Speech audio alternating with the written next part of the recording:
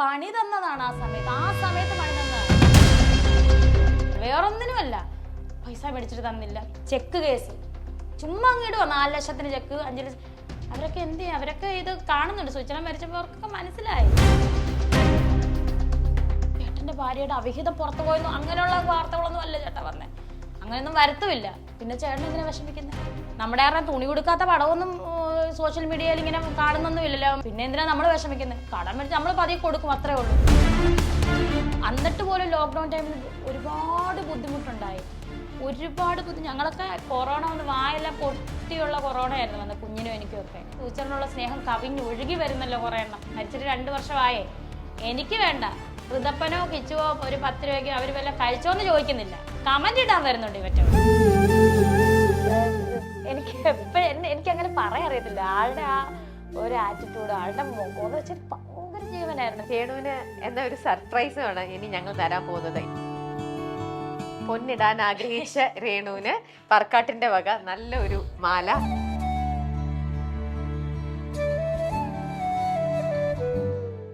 ഹാർവിയോറ, the exclusive collection of adenium plants.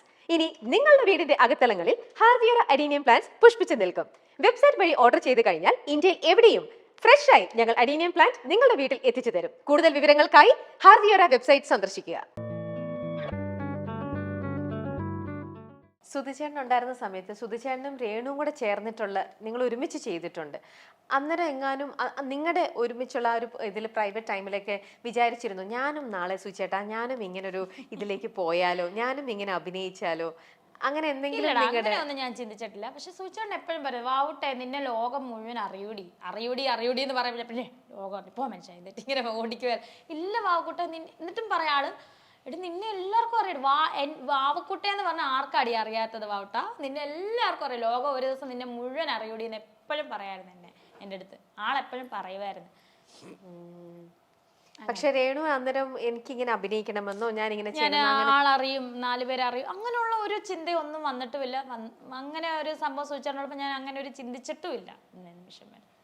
അപ്പൊ സുധിചേട്ടൻ ഉണ്ടായിരുന്നെങ്കിൽ ഇന്ന് ഇങ്ങനെയൊക്കെ അന്ന് ഇതുപോലത്തെ വേറെ ഓഫേഴ്സ് ഒക്കെ വരുമായിരുന്നെങ്കിൽ രേണു അപ്പൊ അഭിനയിക്കുമായിരുന്നോ? ചേട്ടൻ സമ്മതിക്കൂല. എനിക്കറിയാം എന്റെ ഇഷ്ടത്തിനെതിരായിട്ടൊന്നും ആള് നിക്കത്തില്ല, അതെനിക്കറിയാം. അന്ന് തന്നെ കല്യാണം കഴിച്ച സമയത്ത് ഒരു ഏഷ്യാനെറ്റിന്റെ ഒരു എന്താ പറയാ ഓണത്തിന്, അതായത് അമേരിക്കയിലുള്ള അവർക്ക് അവിടുത്തെ മലയാളികൾക്ക് കൊടുക്കാൻ വേണ്ടിയിട്ട് നാട്ടിലൊരു ഇതെടുത്തായിരുന്നു സുചേട്ടൻ. അന്ന് അതിന്റെ പ്രൊഡ്യൂസർ വീട്ടിൽ വന്നു, നമ്മുടെ വീട്ടിൽ വന്ന്, പഴയ വീട്ടിൽ വന്നപ്പോൾ അന്ന് വേറൊരു വീടായിരുന്നു. അപ്പോൾ അന്ന് ഫുഡൊക്കെ കൊടുത്തിട്ട് ഞങ്ങളിങ്ങനെ ഫുഡൊക്കെ കഴിച്ചിട്ട് ഞാനും ഇങ്ങനെ ഇരിക്കുക, നിലത്തിരിക്കുക, പുള്ളി ഇങ്ങനെ സിറ്റൗട്ടിരിക്കുക, ആളിങ്ങനെ കസാര ഇരിക്കുക, ആ പ്രൊഡ്യൂസർ.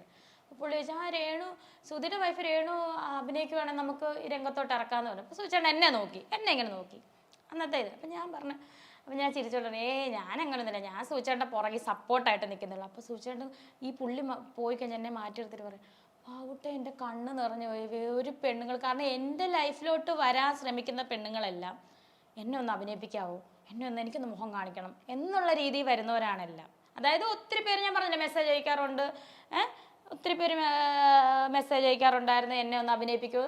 ലൈഫിൽ മെസ്സേജുമായിട്ട് വരുന്ന പെണ്ണുങ്ങൾ അല്ലെങ്കിൽ വരുന്ന പെണ്ണുങ്ങൾ, ചേട്ടാ എന്നെ ഒന്ന് പരിചയപ്പെടുത്തുമോ, എന്നെ ഒന്ന് ഒരു ആൾക്ക് പരിചയപ്പെടുത്തി കൊടുക്കുമോ, എനിക്കൊന്ന് അഭിനയിക്കാൻ അന്ന് പറഞ്ഞു വരുന്നവരേ ഉള്ളല്ലോ.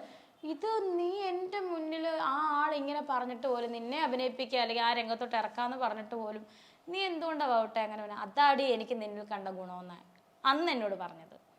ഞാൻ പറഞ്ഞു, ചേട്ടാ എനിക്കിപ്പോൾ അഭിനയിക്കാൻ അല്ലല്ലോ ഞാൻ ചേട്ടനെ കല്യാണം കഴിച്ച, ചേട്ടനെ മോന് വേണ്ടിയിട്ട് നിങ്ങളുടെ കൂടെ ജീവിക്കുക, അതിന് വേണ്ടിയിട്ടാണ്. അതുപോലെ ഏവിയേഷൻ്റെ ഞാൻ കാര്യം പറഞ്ഞപ്പോൾ ആ സമയത്താണ് എനിക്ക് സൂചേട്ടൻ്റെ ഒരു ഫ്രണ്ട് ഉണ്ടായിരുന്നു നെടുമ്പാശ്ശേരി എയർപോർട്ടിൽ. അപ്പം ആ സമയത്ത് നമുക്ക് ഇൻ്റർവ്യൂ വന്ന് നമുക്ക് കയറാമെന്നുള്ള രീതിയിലായിരുന്നു, നെടുമ്പാശ്ശേരിയിൽ കയറാം, നല്ല സാലറിയോട് കൂടി കയറാമെന്നുള്ള രീതിയായപ്പം ഇൻ്റർവ്യൂവിന് സെറ്റാക്കി എല്ലാം വിളിച്ച്, നമുക്ക് പരിചയമുള്ളവരുണ്ടെങ്കിൽ നമുക്ക് പെട്ടെന്ന് സെറ്റാവുമല്ലോ, ഇൻ്റർവ്യൂ എല്ലാം സെറ്റായി കയറാമെന്നുള്ള രീതിയിലായപ്പോഴത്തേന് കിച്ചു പറഞ്ഞു, അമ്മ ഇപ്പോൾ ഹോസ്റ്റലിലല്ലേ നിൽക്കേണ്ടത്, നമുക്ക് അമ്മേനെ വിടണ്ട, കാരണം ഇപ്പോഴല്ലേ നമുക്ക് അമ്മേനെ കിട്ടിയത്, ഇപ്പോഴല്ലേ അച്ഛാ നമുക്ക് നമ്മുടെ അമ്മേനെ കിട്ടിയത്, ഇങ്ങനെ കിച്ചു പറയുന്നത്, ഇപ്പോഴല്ലേ അച്ഛാ നമുക്ക് നമ്മുടെ അമ്മേനെ കിട്ടിയത്, ഈ അമ്മയുടെ കൂടെ ജീവിക്കാതെ അമ്മേനെ ഹോസ്റ്റലിൽ വിട്ടിട്ട് നമ്മൾ എന്ത് ചെയ്യാനേ വിടണ്ടെന്ന് പറഞ്ഞു.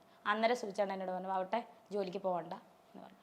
അപ്പം ഞാൻ കേട്ടപ്പം അയ്യോ അതെന്താ അങ്ങനെ ഒന്ന് ചിന്തിച്ചോ, അല്ലെങ്കിൽ പറ്റത്തില്ല എനിക്കെൻ്റെ കരിയർ ആവില്ല, നിങ്ങളുടെ കാര്യം നോക്കാൻ പറഞ്ഞ് അങ്ങനെയൊന്നും ഞാൻ പറഞ്ഞിട്ടില്ല. ചേട്ടൻ എന്നാണോ അപ്പം പറഞ്ഞത് കിച്ചുവിന് വേണ്ടിയിട്ട് ഞാനത് വേണ്ടാന്ന് വെക്കുമായിരുന്നു, അവരോട് ജീവിക്കാം. കാരണം അന്നൊന്നും ഒരു 10 രൂപയ്ക്ക് നമ്മൾ ഓടേണ്ട അവസ്ഥ വന്നിട്ടില്ല. എന്നിട്ട് പോലും ലോക്ക്ഡൗൺ ടൈമിൽ ഒരുപാട് ബുദ്ധിമുട്ടുണ്ടായി. ഒരുപാട് ഞങ്ങളൊക്കെ കൊറോണ വന്ന് വായെല്ലാം പൊട്ടിയുള്ള കൊറോണ ആയിരുന്നു വന്നത്, കുഞ്ഞിനും എനിക്കുമൊക്കെ. അന്നൊന്നും ഈ കാണുന്ന ഇപ്പം കുറേ എണ്ണം വരുന്നല്ലോ, സൂചനയുള്ള സ്നേഹം കവിഞ്ഞൊഴുകി വരുന്നല്ലോ കുറേ എണ്ണം. മരിച്ചിട്ട് 2 വർഷമായേ.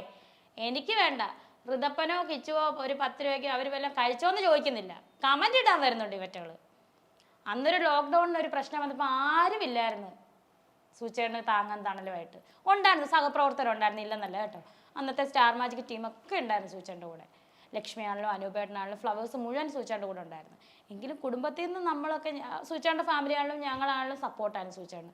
അന്ന് ഈ കാണുന്ന ഈ കമന്റ് പറയുന്നവരുണ്ടല്ലോ, ഹോ അവൾ സുധിച്ചേട്ടൻ മരിച്ചിട്ട് അവൾ ഇളകുക, അവൾ അഭിനയിക്കുക, അവൾക്ക് വീട്ടിൽ ഇരിക്കാൻ മേലെ. സൂചേട്ടനുള്ള സ്നേഹം ഒഴുകുവാണ് പൊട്ടി. സ്നേഹം കൊണ്ടൊന്നുമല്ല. അന്ന് ഇവന്മാരും കണ്ടു ഒരു 500 രൂപ കൊടുക്കാനില്ലായിരുന്നല്ലോ സൂചേട്ടന് ബുദ്ധിമുട്ടിയിരുന്നപ്പോഴത്തേന്. തന്നവരുണ്ട്, ഹെൽപ്പ് ചെയ്തവരുണ്ട്. അന്നൊരു പ്രശ്നം വന്നത് സാമ്പത്തിക തട്ടിപ്പാന്നൊക്കെ പറഞ്ഞ ഒരു വലിയൊരു യൂട്യൂബിലൊക്കെ വന്ന് ഞങ്ങളുടെയൊക്കെ വോയിസ് എടുത്തിട്ട് അതിനകത്ത് ഒരു സംഭവം ഇല്ലാത്ത കാര്യങ്ങളാണ് അങ്ങോട്ടും ഇങ്ങോട്ടും എല്ലാം കണക്ട് ചെയ്തിട്ട് വേറെ ഏതാണ്ട് പറയുന്നതൊക്കെയാണ് എടുത്തിട്ടേക്കുന്നത്. അന്ന് പോലും സൂചേട്ടൻ്റെ കയ്യിൽ ഞാൻ മുറുകെ പിടിച്ചിട്ടുള്ളൂ, സൂചേട്ടൻ തളരരുത്. അപ്പം എന്നോട് വാവട്ട നീ ഉള്ളതുകൊണ്ടാണ് ഞാനല്ലേ പണ്ടൊക്കെ വേണ്ടേ പോയനേന്ന്. എന്നിട്ട് പുള്ളി എന്നോട് നമ്മൾ തല പോലും ആത്മഹത്യ ചെയ്യരുത് കേട്ടോ വാവട്ടെ. ആൾ തന്നെ പറയും നമ്മൾ ചെയ്യത്തില്ല ആത്മഹത്യ. കാരണം അത്രയ്ക്ക് നാണക്കേട് വന്ന് ആദ്യമായിട്ട് ഇങ്ങനെ വരും ഒരു സമയം. എല്ലാ സമൂഹം മുഴുവൻ ഞങ്ങളെ എതിർക്കുക. അത് അനൂപിന്റെ ഇന്റർവ്യൂ ഞാൻ ഈയിടെ ചെയ്തിരുന്നു. അന്ന് അനൂപ് പറയുന്നുണ്ടായിരുന്നു, മരണസമയത്ത് മരണം അറിഞ്ഞപ്പോഴാണ് അനൂപ് വീട്ടിലേക്ക് എത്തുന്നതും വന്ന് കണ്ടു കഴിഞ്ഞപ്പോൾ അനൂപ് ഞെട്ടിപ്പോയെന്ന് പറഞ്ഞു. കാരണം ഇത്ര വർഷങ്ങളായിട്ട് ഇൻഡസ്ട്രിയിൽ നിന്നിരുന്ന ഒരാളായിരുന്നു കൊല്ലം സുധി എന്ന് പറഞ്ഞ ഒരാള്. ഇത്ര വർഷങ്ങളോളം ഉണ്ടായി, അദ്ദേഹത്തിന് ഒരുപാട് പ്രോഗ്രാംസും ഉണ്ടായിരുന്നു. ഇതുപോലെ ഉണ്ടായിരുന്നിട്ട് അദ്ദേഹത്തിന് വീട് കണ്ടപ്പോഴത്തേക്ക് എനിക്ക് ഭയങ്കരമായിട്ടും തകർന്നു പോയി രമ്യെ. അതെ, എന്നാലും ഇത്രയും അപ്പൊ സുധിച്ചാണ്ട് ഇത്രയും വർഷം ഉണ്ടാക്കിയ പൈസ ഞാൻ വന്ന സമയം എന്ന് പറഞ്ഞാൽ ഞാൻ വന്ന സമയം എന്ന് പറഞ്ഞാൽ ഒരു മരിക്കുന്നതിന് ഒരു 5 വർഷം ആ സമയത്ത് ഞാൻ വന്ന സമയത്ത് 1 വർഷം കൊണ്ട് കുഞ്ഞുണ്ടായി കഴിഞ്ഞാൽ ലോക്ക്ഡൗൺ വരുമായിരുന്നു. ഞാൻ വന്നപ്പോൾ ആളുടെ അതുപോലെ സമ്പാദ്യവും കാര്യങ്ങളോ ഒന്നും എനിക്കറിയത്തില്ല.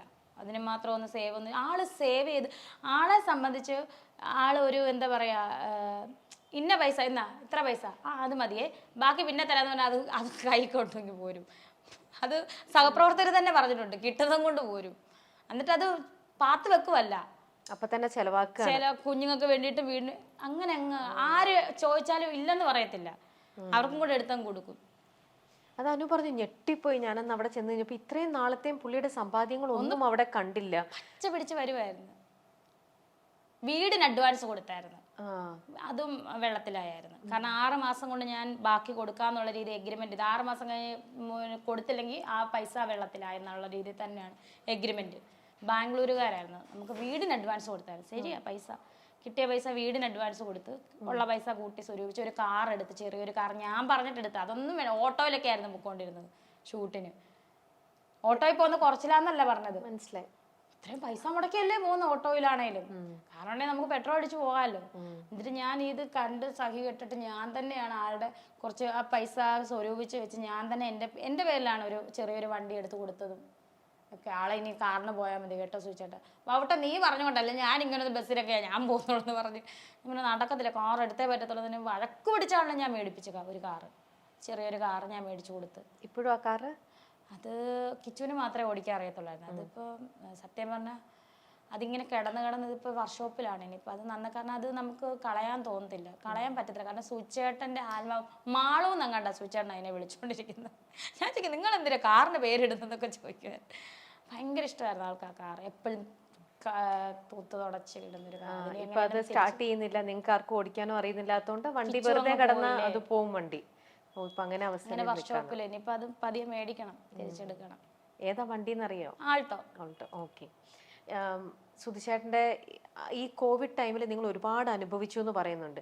എങ്ങനെ പിന്നെ ആ ഒരു പീരീഡ് നിങ്ങൾ തള്ളിപ്പോന്നത് എങ്ങനെയാണ്? ഞാൻ പറഞ്ഞില്ലേ ചേട്ടന് ഞാൻ കൊടുത്തരുത്, എന്നോട് എന്നും പറയാം.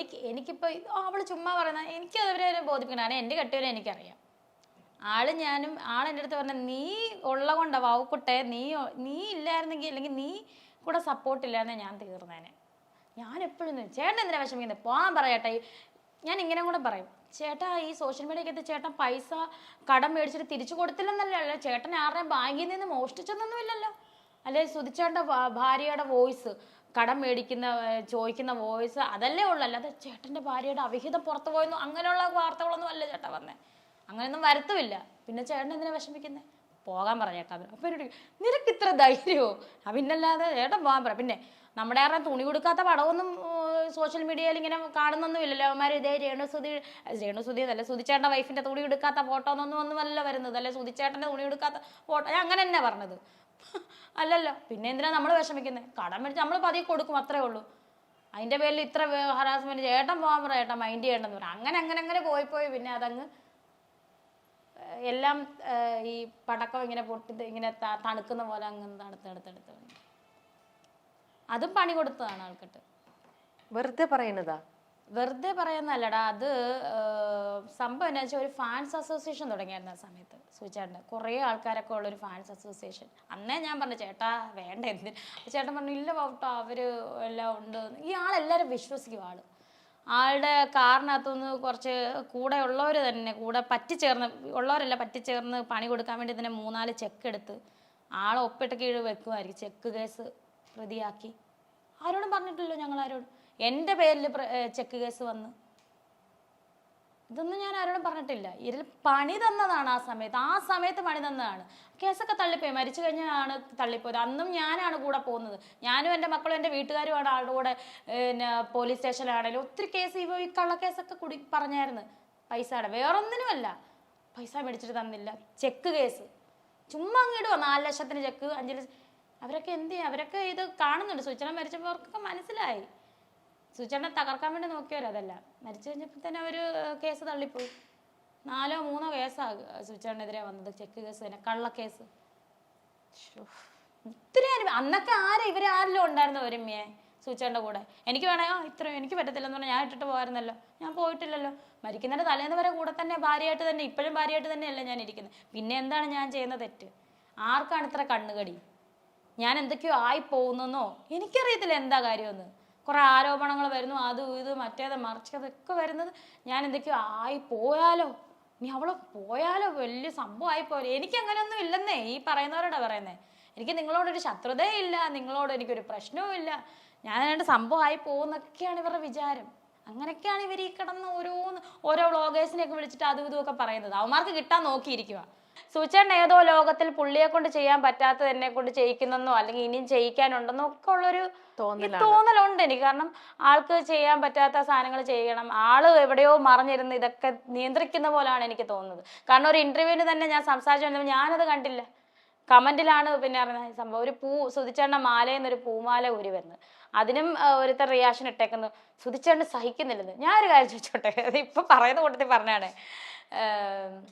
നമ്മൾ ഒരാൾക്ക് പൂ കൊടുക്കുന്നത് ഇഷ്ടം കൊണ്ട് കൊടുക്കുന്നതല്ലേ? പൂന്ന് പറയുന്ന ഒരു മനോഹരമായിട്ടുള്ള ഒരു സാധനം, നമ്മൾ ഇഷ്ടമുള്ളവർക്ക് മാത്രം കൊടുക്കുന്ന സാധനമാണ്. കല്ലെടുത്ത് എറിയാം അല്ലേ? ഇഷ്ടമില്ലാത്തവരെ കാണുമ്പോ പൂ എടുത്ത് എറിയുന്ന കേട്ടിട്ടുണ്ടോ? ഇല്ല. അപ്പം എന്നോട് അതിനും ഞാൻ ഓപ്പൺ ആയിട്ട് പറയാണ്, എന്നെ ഇപ്പോഴും ഇഷ്ടമായതുകൊണ്ടല്ലേ സുധിച്ചേട്ടൻ്റെ മാലയിൽ നിന്ന് ആ പൂ എനിക്ക് വേണ്ടിയിട്ട് ഉതിർന്നു വീണത്. ഞാൻ അങ്ങനെ വിശ്വസിക്കുന്നു. ആൾക്ക് ഒന്നും പ്രതികരിക്കാൻ പറ്റാതായിരിക്കും അവിടെ ഇരിക്കുന്നത്. എങ്ങനെയെങ്കിലും പ്രതികരിക്കും. ആളെൻ്റെ കൂടെ ഉണ്ട്, അതാണ് സത്യം. ആളെൻ്റെ കൂടെ ഒരു നിഴലായിട്ടുണ്ട്. ഏത് ആപത്ത് ഘട്ടത്തിൽ നിന്നും ഇങ്ങനെ താഴെ വീഴുന്ന സമയത്ത് ഇങ്ങനെ കോരിയെടുക്കുന്ന ആളെന്നെ എനിക്കത് ഫീൽ ചെയ്യണമുണ്ട്. കാരണം ഒരു പൂവൊക്കെ അത് താഴെ വീഴുക, അത് എൻ്റെ ലൈഫിലെ ഏറ്റവും വലിയ സന്തോഷമാണ്. ആളെൻ്റെ കൂടെ ഉണ്ട്. രേണു ഞാൻ നിന്റെ വാവട്ടെ എന്താ ഒരു പൂന്ന് പറഞ്ഞായിരിക്കും തന്നത്. പക്ഷെ അതിനകത്തും വ്യാഖ്യാനിക്കാൻ ആൾക്കാർ കാണും. അതൊന്നും ഇവിടെ വില പോകത്തില്ല. എനിക്ക് എൻ്റെ സുധിച്ചേട്ടൻ പൂ തന്നത് തന്നെയാണ്. എന്നെ ഇപ്പോഴും ഇഷ്ടമാണ്, അപ്പോഴും ഇഷ്ടമാണ്, എപ്പോഴും ഇഷ്ടമാണ്. ഇന്നിപ്പോൾ സുധിച്ചേട്ടൻ ഉണ്ടായിരുന്നെങ്കിൽ നിങ്ങളുടെ ലൈഫ് ഇപ്പോൾ എങ്ങനെയായിരുന്നു രേണു? രേണു ചിന്തിച്ചിട്ടുണ്ടാവുമല്ലോ തീർച്ചയായിട്ടും. പിന്നെ സുധിച്ചേട്ടന് ഒരുപാട് സിനിമകൾ കിട്ടി വന്നതേ ഉള്ളായിരുന്നു. സിനിമകളൊക്കെ ആയിട്ട് തിരക്കാവും. ഞാൻ പിള്ളേരുടെ കാര്യം നോക്കി ഹാപ്പി ആയിട്ട് പോയേനെ. ഒരു വീട് വെച്ചേനെ. സുചേട്ടൻ നമ്മൾ തന്നെ പൈസയ്ക്ക് ലോൺ എടുത്താണെങ്കിലും നമ്മളൊരു വീട് വെച്ചേനെ. വീട് വെച്ച ഉള്ള ലൈഫ് സന്തോഷമായിട്ട് പോകാൻ. സുചേട്ടൻ തിരക്കായി പോവും, ഞാൻ വീട്ടിൽ ഇരിക്കും. അല്ലെങ്കിൽ സുചേട്ടൻ ഷൂട്ടിനൊക്കെ ഞങ്ങളെ വിളിച്ചോണ്ട് പോകുമായിരുന്നു. ഞങ്ങൾ ഷൂട്ട് കാണാമെന്നല്ല പോകുന്നത്, നടീനടന്മാരെ കാണാമെന്നല്ല പോകുന്നത്. ഞങ്ങൾ അവിടെ റൂമിൽ കിടന്ന് ഉറങ്ങാനും ഫുഡൊക്കെ വരും ഞങ്ങൾ കഴിക്കും, പുറത്ത് എവിടെയെങ്കിലും പോകും. ഞാനും കിച്ചുമൊക്കെ പോകുന്നതിനായിരുന്നു. സുചേട്ടൻ്റെ കൂടെ അത്രയും നേരം സുചേട്ടനുണ്ടല്ലോ കൂടെ. ആ ഒരു ഇത്രയേറെ സുധിച്ചേട്ടൻ ഇന്നിപ്പോ സുധിച്ചേട്ടൻ എന്ന് പറയുമ്പോഴെല്ലാം കണ്ണുകൾ നിറഞ്ഞുകൊണ്ടിരിക്കണം. ഇത്രയേറെ സുധിച്ചേട്ടാ എന്ന് പറഞ്ഞുകൊണ്ട് അത്ര അധികം സുധിച്ചേട്ടനെ ഇഷ്ടപ്പെടുന്ന ഒരു കാര്യം എന്താ? ഭയങ്കര ഇഷ്ടമായിരുന്നു ആളെ. ഭയങ്കര ഇഷ്ടമെന്ന് പറഞ്ഞാൽ എനിക്ക് ആളെന്ന് വെച്ചാൽ എനിക്ക് ആളുടെ അടുത്ത് എനിക്ക് എപ്പോഴും എനിക്ക് അങ്ങനെ പറയാൻ അറിയത്തില്ല. ആളുടെ ആ ഒരു ആറ്റിറ്റ്യൂഡ്, ആളുടെ മുഖം എന്ന് വെച്ചാൽ ഭയങ്കര ജീവനായിരുന്നു. മീശ, മുഖം, ആളുടെ ആ ടോട്ടൽ അപ്പിയറൻസിനോട് എനിക്ക് ഭയങ്കര ഇഷ്ടമായിരുന്നു. ഇപ്പോഴും എൻ്റെ മുമ്പിൽ ആ ഒരു മുഖമാണ് നിൽക്കുന്നത്. ആളെ ഭയങ്കര ഇഷ്ടമായിരുന്നു എനിക്ക്, ഇപ്പോഴും ഇഷ്ടമാണ്. ആ മുഖം കണ്ട് ഇഷ്ടപ്പെട്ടിട്ടാണ് സുധിച്ചേട്ടനോട് മിണ്ടാൻ ചെന്നത്. അതെ. ഓക്കെ, അത് ഫിസിക്കൽ ആയിട്ടുള്ള ഒരു ഇത്. അദ്ദേഹത്തെ അറിഞ്ഞു കഴിഞ്ഞപ്പോൾ ആളുടെ ആ ഉള്ളിലെ ആ ഒരു നന്മ, അതുപോലെ എന്നെ മക്കളെ എന്നേ വിളിക്കത്തുള്ളൂ, എല്ലാവരോടും ഒരുപോലെയുള്ള ഒരു സ്നേഹവും കാര്യം. മക്കളെ, ആ എടി മോളെ, ഇത്രേ ഉള്ളല്ലോ. ഞാൻ എന്നെ സാധാരണ ഈ ഹസ്ബൻഡുമാരൊന്നും എനിക്ക് തോന്നുന്നില്ല ഷൂട്ടിനൊന്നും എല്ലാ വൈഫിനെയും കൊണ്ടുപോകുന്നു എനിക്ക് തോന്നുന്നില്ല. ഞങ്ങളെ എല്ലാം തമാർപ്പട കുഞ്ഞുണ്ടായ സമയത്താണ് പിന്നെ പോകായിരുന്നത്. അതുവരെ എന്നെയും കിച്ചുവിനെ തമാർപ്പടാറിന് കൊണ്ടുപോകായിരുന്നു. ഞങ്ങൾ എവിടെ റൂമിൽ ഇരിക്കുമ്പോൾ തന്നെ ആൾക്ക് ഇവർക്ക് ഫുഡൊക്കെ കൊടുക്കും, ഇടയ്ക്ക് കോഫിയും ബിസ്ക്കറ്റും ഒക്കെ. അതും കൊണ്ട് ആ ഫ്ലോറിൽ നിന്ന് ഒറ്റ മിനിറ്റ് അനുവേട്ട, ഒരു മിനിറ്റ് ചിന്നു, ഒരു മിനിറ്റ്, ഞാൻ ഇപ്പം വരാമെന്ന് പറഞ്ഞിട്ട് ഓടി ഞങ്ങളുടെ അടുത്തിട്ട് ബിസ്ക്കറ്റ് തരും, അത് തരും. എനിക്ക് കിച്ചുവിനും എന്ത് വേണം എന്ത് വേണം എപ്പോഴും അവിടെ ഫ്ലോറിൽ നിന്നാലും ഈ ഒരു ചിന്തയാണ്, ഞങ്ങൾ എന്നെ എടുക്കുക എന്നുള്ളത്. അതുപോലെ ഭയങ്കര കരുതലും സ്നേഹമായിരുന്നു. എന്നെ തന്നെ എൻ്റെ വീട്ടുകാരെ ആണെങ്കിലും എല്ലാ മനുഷ്യ സഹജീവികളോടും ആള് ഭയങ്കര ഇതായിരുന്നു. അത് നിങ്ങളോടുള്ള പോലെ തന്നെയാണ്. സുധിച്ചേട്ടന്റെ മുമ്പിൽ വേറൊരാള് സഹായത്തിന് വേണ്ടി കൈ നീട്ടിയാൽ സുധിച്ചേട്ടന്റെ കയ്യിലുള്ളത് കൊടുക്കുന്ന ഒരാളായിരുന്നു അല്ലേ? അതുപോലെ സുധിച്ചേട്ടന്റെ രേണുവിനിൽ ഏറ്റവും കൂടുതൽ ഇഷ്ടം തോന്നിയ ഒരു കാര്യം എന്തായിരുന്നു? എൻ്റെ അടുത്ത് എപ്പോഴും പറയാം, എൻ്റെ കുഞ്ഞിനെ നീ സ്വന്തം കുഞ്ഞായിട്ട് അല്ല, നിന്റെ കുഞ്ഞ് തന്നെയാണ്.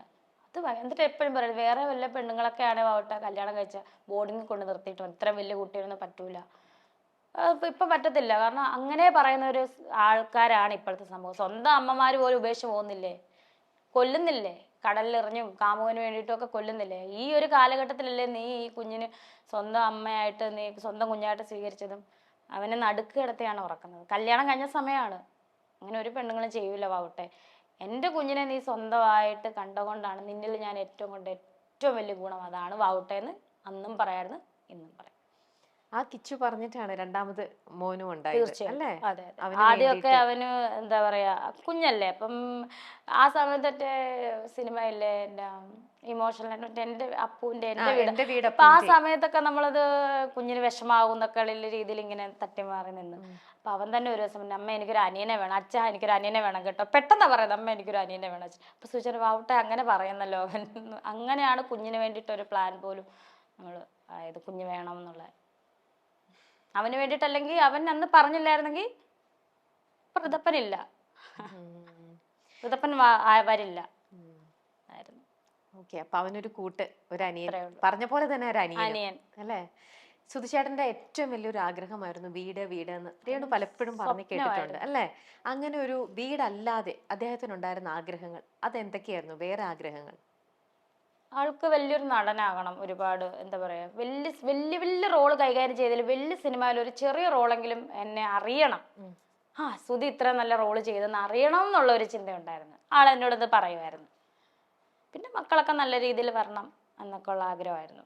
ഋതപ്പനെ പൈലറ്റ് ആക്കണം, മൂത്ത മൊമ്പിന് അവന് ആനിമേഷൻ കാര്യങ്ങളാണെന്ന് ആൾക്കറിയായിരുന്നു. നമ്മുടെ ഋതപ്പനെ പൈലറ്റ് ആക്കണം വേണം വാവട്ടെ എന്ന് പറയായിരുന്നു. എപ്പോഴും പൈലറ്റ് ആക്കാൻ ഭയങ്കര ഇഷ്ടമാണ്. അത് ഞാൻ എപ്പോഴും പറഞ്ഞു കൊടുക്കും. സുധിച്ചേട്ടൻ മരിച്ചിട്ട് 2 കൊല്ലമായി. പക്ഷെ എന്നാലും സുധിച്ചേട്ടന്റെ കൂടെ അസോസിയേറ്റ് ചെയ്ത് നിന്നിരുന്ന, സുധിച്ചേട്ടന്റെ കൂടെ വർക്ക് ചെയ്തിരുന്ന ആൾക്കാരെല്ലാം ഇന്നും അദ്ദേഹത്തെ കുറിച്ച് പറയുമ്പോൾ, ഞാൻ കഴിഞ്ഞ ദിവസം അനൂപിന്റെ ഇന്റർവ്യൂ എടുത്തുകൊണ്ടിരുന്നപ്പോഴും സുധിച്ചേട്ടനെ കുറിച്ച് വാതോരാതെ അനൂപും സംസാരിച്ചുകൊണ്ടിരിക്കണം. അനൂപിന്റെ സ്വന്തം ജ്യേഷ്ഠനെ പോലെയായിരുന്നു. അനൂപേട്ടൻ എന്ന് വെച്ചാൽ മുഴുവൻ വിളിക്കത്തില്ല സുചി. അനൂപേട്ടൻ എന്ത് പറഞ്ഞു ഇങ്ങനെ അനുപേട്ടൻ വരുന്നു, അനുപേട്ടന്റെ കോള്, അനുപേട്ടൻ എപ്പോഴും ഭയങ്കര ഒരു ജ്യേഷ്ഠ തുല്യ, അങ്ങോട്ടും ഇങ്ങോട്ടും ചേട്ടാന്ന് പറയുന്നത്. സുധിച്ചേട്ടൻ അനുപേട്ടാന്ന് സുചേട്ടാന്ന് വിളിക്കും, സുചേട്ടൻ അനുപേട്ടാന്ന് വിളിക്കും. സുചേട്ടൻ മൂത്ത ആളെന്ന് തോന്നുന്നു, മൂത്തത് സുചേട്ട. പിന്നെ ടേക്കിൻ്റെ ഇടയിൽ ക്യാമറ റോളിങ് അനുപേട്ടൻ ആക്ഷൻ പറയുമ്പോൾ തന്നെ ഓക്കെ സാർ, ആ സമയത്ത് ഓക്കെ സാർ. അത് കഴിഞ്ഞ് അനൂപേട്ടൻ എന്ത് പറഞ്ഞാൽ അതായിരുന്നു വേദവാക്കി. ഫ്ലവേഴ്സ് ആയിരുന്നു ആളുടെ ജീവനാടി എല്ലാം. സുധിച്ചേട്ടൻ്റെ ജീവനും ഞാൻ ഫ്ലവേഴ്സ് വിട്ട് ഞാൻ എങ്ങും പോകത്തില്ല വൗട്ടെ എന്നായിരുന്നു പറയുന്നത്. അതുപോലെ തന്നെ 24-ന്റെ ആ ഫ്ലവേഴ്സിന്റെ അവിടെ തന്നെ അവസാന സ്റ്റേജ് തിരിച്ചു വരുമ്പോഴല്ലേ അപകടം ഉണ്ടാകുന്നത്. ഫ്ലവേഴ്സ് വിട്ട് ഞാൻ പോകില്ല ബാബുട്ട. എന്നെ സുധിച്ചേട്ടാന്ന് ഓരോ കുഞ്ഞു കുട്ടികൾ പോലും എന്നെ വിളിക്കാൻ കാരണം ഫ്ലവേഴ്സാണ്. എൻ്റെ ഫ്ലവേഴ്സ് വിട്ടിട്ട് ഞാൻ പോകില്ല. എനിക്ക് തോന്നുന്നു ആ ഫ്ലോർ സ്റ്റാർ മാജിക് കഴിഞ്ഞു തീർന്ന്. പക്ഷെ ആ ഫ്ലോർ വിട്ടിട്ട് സുധിച്ചേട്ടൻ പോയെന്ന് എനിക്ക് തോന്നുന്നില്ല. ഇടയ്ക്ക് ഞാൻ കണ്ടെടുത്ത് വരും, ഫ്ലോറിൽ തന്നെ കാണും. എനിക്ക് തോന്നുന്നില്ല ആ ഫ്ലോർ വിട്ടിട്ട് ആള് പോകുന്നു. ആളവിടെ വലിയ സിനിമ വന്നിട്ട് പോലും ആൾക്ക് ഈ ഒരു ഡേറ്റ് ഉള്ളതുകൊണ്ട് ഇല്ല.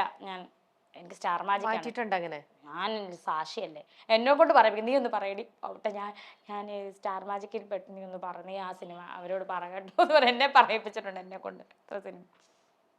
അത് അനൂപും പറഞ്ഞിട്ടുണ്ട്. അനൂപിന്റെ കൂടെ എത്രയോ വർഷങ്ങളായിട്ട് ആ ഷോ തുടങ്ങിയപ്പോ ഫസ്റ്റ് തുടങ്ങിയത് കാല് കുത്തുന്ന സുധിച്ചേട്ടനാണ് അവിടെ കാല് വെച്ചത് ആദ്യം. പേളിമണി ആയിരുന്നു തോന്നുന്നു അന്നത്തെ ആങ്കർ ആദ്യത്തെ. അപ്പം കാല് വെക്കുന്ന സുധിച്ചേട്ടനാണ്. അത് അനൂപ് ഒന്ന് കുറെ ഇമോഷണൽ ആയി പറഞ്ഞു അനൂപും കരയാണ്ടിരിക്കാൻ പറ്റില്ലാത്തൊരു സിറ്റുവേഷൻ ആയിരുന്നു. അങ്ങനെ അനൂപ് അങ്ങനെയായിരുന്നു. അവര് സഹോദരങ്ങളായിരുന്നു. അനൂപേട്ടനാണ് ഇപ്പൊ ലക്ഷ്മി ആണേലും അവിടെ ഓരോരുത്തരും നോബിച്ചേട്ടൻ, തങ്കച്ചേട്ടൻ, നെൽസൺ ചേട്ടൻ, മിനിച്ചേട്ടൻ എല്ലാവരുമായിട്ട് അവരൊരു സഹോദര തുല്യരായിരുന്നു അവര്. അത് സുധിച്ചേട്ടനായിട്ട് പരിചയപ്പെടുന്ന എല്ലാവരും ഇതുപോലത്തെ ഒരു ആത്മബന്ധമാണ് ആ വ്യക്തിയുമായിട്ടുണ്ടായിരുന്നത്. ഒരു ദിവസം പരിചയപ്പെട്ടാൽ മതി. എല്ലാവർക്കും ഇത്ര അധികം ഇഷ്ടമായിരുന്നു സുധി എന്ന് പറഞ്ഞത്. അതുകൊണ്ടാണ് 2 വർഷമായിട്ട് ഇന്നും എല്ലാവരുടെയും മനസ്സിൽ അദ്ദേഹം ജീവിച്ചിരിക്കുന്നു. ഇന്നും അദ്ദേഹത്തെ കുറിച്ച് പറയുമ്പോൾ എല്ലാവരുടെയും കണ്ണുകൾ നിറയുന്നു, എല്ലാവരും മിസ് ചെയ്യുന്നു. ഇന്ന് വരെ സുധിച്ചേട്ടൻ ഒരു വ്യക്തിനെ ഇഷ്ടമല്ല, അല്ലെങ്കിൽ എനിക്ക് അവരുടെ സെറ്റ് ആവില്ല എന്ന് ഏതെങ്കിലും ഒരാളെ കുറിച്ച് രേണുവിന്റെ അടുത്ത് പറഞ്ഞിട്ടുണ്ടോ? വരെ പറഞ്ഞിട്ടില്ല ആള്. ഇന്ന് ആൾക്കെതിരെ ആ ലോക്ക്ഡൌൺ ഇറക്കിയ ആ ഒരു മീഡിയ ഉണ്ടായിരുന്നു ലോക്ക്ഡൌൺ ടൈമിൽ ആൾക്കെതിരെ ഇറക്കിയ ഒരു സോഷ്യൽ മീഡിയ. അപ്പം ഞാൻ ചോദിച്ചു സുധിച്ചേട്ടാ അവൻ എന്തെങ്കിലും ചേട്ടൻ്റെ മുന്നിൽ കാണുവാണെങ്കിൽ ചേട്ടൻ എന്നാ ചെയ്യുന്നു ചോദിച്ചു. എന്തിനാ വാവട്ടെ അവനെ ഞാൻ കെട്ടിപ്പിടിച്ചിട്ട് മക്കളെ ഇനി ഇങ്ങനൊന്നും പറയില്ല, ചേട്ടൻ ഇത്രയൊക്കെ ഉള്ളു കേട്ടോ എന്ന് പറയും. ഞാനിപ്പോൾ ചോദിക്കും നിങ്ങൾ എന്തൊരു മനുഷ്യനാ സുധിച്ചേട്ടാ, നിങ്ങൾക്ക് ഇത്ര ഉള്ളോ എന്ന് ചോദിക്കുമായിരുന്നു. അങ്ങനെ ആൾക്ക് ശത്രുതയൊന്നും ആരോടും ഇല്ലായിരുന്നു. അങ്ങനെയായിരുന്നു ആള്. ഭയങ്കര വല്ലാത്തൊരു നഷ്ടമാണ് സുധിച്ചേട്ടൻ്റെ നഷ്ടം എന്ന് പറഞ്ഞാൽ അത് ഒരു കാലത്തും ആരെക്കൊണ്ടും പരിഹരിക്കാൻ പറ്റത്തില്ല.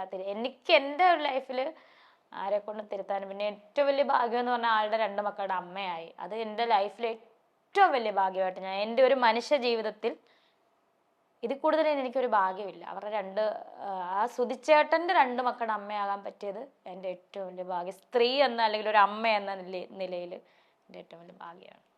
ഞാൻ എങ്ങും പറഞ്ഞിട്ടില്ല, അതെൻ്റെ ഏറ്റവും വലിയ ഭാഗ്യമായിട്ട് ഞാൻ കരുതുന്നു, പറയുന്നു. രേണു, നമ്മൾ സംസാരിച്ചുകൊണ്ടിരിക്കുമ്പം എൻ്റെ തൊട്ട് മുമ്പിൽ ഇവിടെ ഒരു ബോർഡ് ഇരിക്കുന്നുണ്ട്, അത് കണ്ടു രേണു. അതിൽ എഴുതിയിരിക്കുകയാണ് do more of what makes you happy. നമ്മളെ സന്തോഷിപ്പിക്കുന്നത് എന്താണോ അത് നമ്മൾ കൂടുതലായിട്ടും ചെയ്തുകൊണ്ടേയിരിക്കുക എന്നുള്ള കാര്യം. ഇന്ന് ഇപ്പോൾ രേണുവിനെ ഒരുപാട് വിഷമിപ്പിക്കുന്നതും രേണു എത്രത്തോളം സ്ട്രോങ് ആയിട്ട് മുന്നോട്ട് ഓരോ സ്റ്റെപ്പ് വെക്കുമ്പോഴും പിന്നിലേക്ക് നീ നന്നാവണ്ട, നീ ഇവിടെ ഇരിക്കുക, നീ കഷ്ടപ്പെടുന്നു പറഞ്ഞിട്ട് പിന്നിലേക്ക് വലിക്കുന്ന ഒരു കൂട്ടം സമൂഹവും ഉണ്ട് ബാക്കിൽ അല്ലേ. പക്ഷെ ഇതൊന്നും വകവെക്കാണ്ട് ഞാൻ സന്തോഷത്തിലേക്ക് തന്നെ നീങ്ങുകയാണ് എന്ന് നിൽക്കുമ്പോൾ നമ്മുടെ ജീവിതത്തിന് അങ്ങനെ സന്തോഷിക്കാനും ജീവിതം മുന്നോട്ട് പോകാനും രേണു ഇന്നിപ്പോൾ പറഞ്ഞു ഞാൻ വളരെ അഭിമാനമുള്ളൊരു മദറാണ്, അമ്മയാണ്, 2 കുട്ടികളുടെ അമ്മയാണെന്നൊക്കെ. എന്നാലും അതാണോ ഒരു പ്രതീക്ഷ നമ്മുടെ ജീവിതം മുന്നോട്ട് നമ്മളെ നയിക്കാനായിട്ട് രേണു കാണുന്ന ഒരു പ്രതീക്ഷ? അതെന്തായിരിക്കും? നമുക്കെല്ലാവർക്കും ശുഭപ്രതീക്ഷയാണല്ലേ. നമ്മളെ മുന്നോട്ട് നയിക്കുന്ന ശക്തിയുടെ പോസിറ്റീവ് ചിന്തകളും നമുക്ക് നാളെ ഒരു പോസിറ്റീവ് ഉണ്ടാകും എന്നുള്ളൊരു ഇതാണ് നമ്മളെ മുന്നോട്ട്. അല്ലെങ്കിൽ നമ്മളെ പണ്ടേ തീർന്നേനെ അല്ലേ. എന്നോട് പലരും പറഞ്ഞിട്ടുണ്ട് രേണുവിന്റെ സ്ഥാനത്ത് ഞങ്ങളായിരുന്നെങ്കിൽ ഇത്രയൊന്നും നിൽക്കത്തില്ല, പണ്ടേക്ക് ഉത്തരത്തെ തൂങ്ങിച്ചത്തേനെ പറഞ്ഞിട്ടുണ്ട് എൻ്റെ അടുത്ത് ഒരുപാട് പേര്. കാണുമ്പോൾ ഭയങ്കര മനസ്സിന് കട്ടിയുള്ളവരൊക്കെ ഉണ്ട്.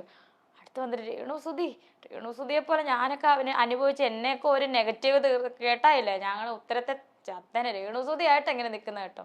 അപ്പൊ എന്നെ സംബന്ധിച്ച് എനിക്കൊരു ശുഭപ്രതീക്ഷയുണ്ട്. നാളെ നല്ലൊരു ഈ ലൈഫാണ്, അതായത് ഈ ഒരു മേഖലയാണെങ്കിലും എന്ത് മേഖലയാണ് നാളെ ഞാൻ പച്ച പിടിക്കും എന്നുള്ളൊരു ചെറിയൊരു ആത്മവിശ്വാസം ഉണ്ട്. ആത്മവിശ്വാസം, ആ ഒരു സംഭവമാണ് ഒരു വാശിയുണ്ട് എന്തെങ്കിലും ആയി തീരണം ഈ പറഞ്ഞവരുടെ മുന്നിൽ.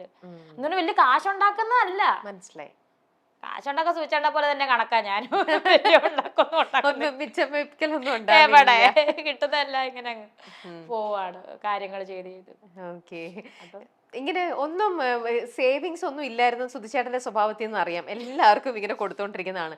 പക്ഷെ എന്നാലും നമുക്ക് മുന്നിൽ 2 കുട്ടികളുണ്ട്, ഒരു മുൻകരുതൽ നാളത്തേക്ക് വേണ്ടിയിട്ട് ഒരു ചെറിയൊരു മുൻകരുതൽ അങ്ങനെ ഒന്നും നിങ്ങൾ 2 പേരും ചെയ്തിട്ടില്ല. അല്ലേ? ഇനി എനിക്ക് ചെയ്യണം. അന്ന് അങ്ങനെ ചിന്തിച്ചില്ല അല്ലേ? അതിനുള്ള വരുമാനമൊക്കെ ദൈവം തമ്പുരാൻ, പിന്നെ അതുപോലെ ഈ കാണുന്ന വലിയ വലിയ ആൾക്കാർ, എന്താ പറയാ, നമ്മുടെ ഈ മേഖലയുള്ളവർ വിളിച്ചാൽ നമ്മൾ ചെയ്യും. അങ്ങനെയുള്ളവർ എന്താ പറയാ അഭിനയിക്കും. അതുപോലെ അതിനുള്ള പ്രതിഫലം കിട്ടട്ടെ, കിട്ടിയാൽ സേവ് ചെയ്യും. എന്തായാലും മക്കൾക്ക് വേണ്ടിയിട്ടാണ്, സേവ് ചെയ്ത് വെക്കണം എനിക്ക് എന്നുള്ള ആഗ്രഹമുണ്ട്. കാരണം സൂചേട്ടനെ പോലെ ആവരുതല്ലോ ആ ഒരു കാര്യത്തിൽ. അതെ, ആ ഒരു കാര്യത്തിന് സൂചേട്ടനെ കണ്ടുപിടിക്കാൻ പറ്റൂല. ഇല്ല. അല്ല, അത് നമ്മൾ വേണം. കാരണം ഇന്നിപ്പോ രേണു ഉത്തരവാദിത്വമുള്ള ഒരു അമ്മയും കൂടിയാണ് 2 കുട്ടികളുടെ. നാളത്തേക്ക് അവർക്ക് വേണ്ടിയിട്ട്, അല്ലെങ്കിൽ തന്നെ അച്ഛനും അമ്മയ്ക്കും, നമുക്ക് ആർക്കും എന്തോ ഒരു അസുഖം വന്നു കഴിഞ്ഞാൽ നമ്മൾ ഇത്രയൊക്കെ ചെയ്യുമ്പോൾ ഒരു കയ്യിലെടുക്കാൻ ഒരു 1000 രൂപയെങ്കിലും നമ്മുടെ സ്വന്തമായിട്ടില്ല എന്ന് പറഞ്ഞാൽ അത് നമ്മുടെ ഒരു ബുദ്ധിമുട്ട് തന്നെയാണ്. അതുകൊണ്ട് കുറച്ച് സേവിങ്സ് എപ്പോഴും നമ്മുടെ ലൈഫിൽ അത് ഞാൻ പഠിച്ചു വരും, അത് ഞാൻ പഠിച്ചു കഴിഞ്ഞു. തുടങ്ങണം.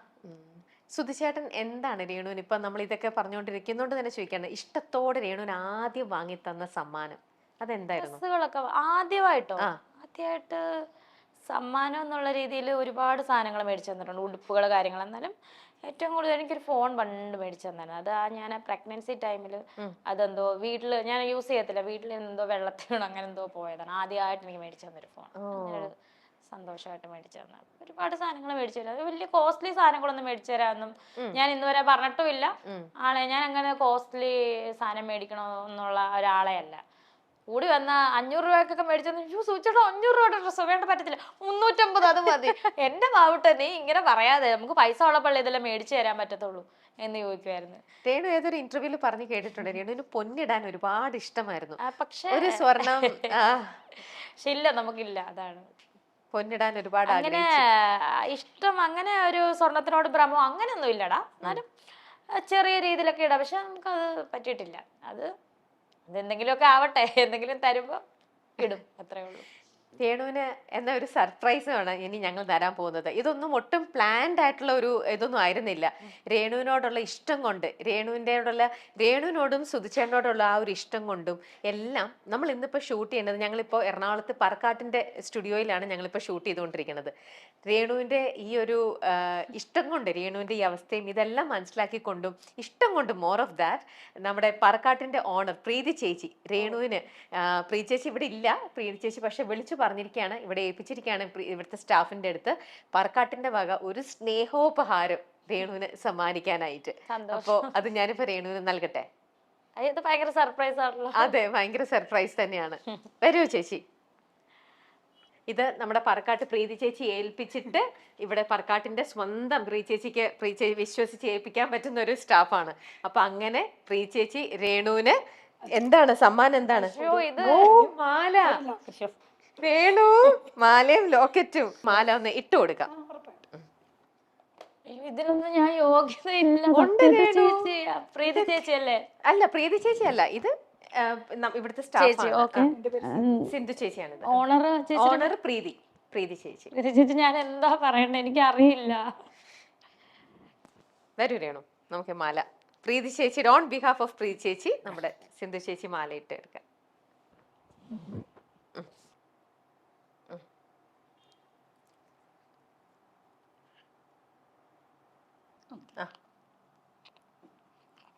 മുടി അങ്ങനെ പൊന്നിടാൻ ആഗ്രഹിച്ച രേണുവിന് പറക്കാട്ടിന്റെ വക നല്ല ഒരു പൊന്ന് മാല. ഇത് ഒരു തുടക്കമാവട്ടെ എന്തായാലും രേണു. ഇനി ഇതുപോലെ ഒരുപാട് നല്ല മാലകൾ ഇങ്ങനെ രേണുവിന് കിട്ടട്ടെ. Thank you.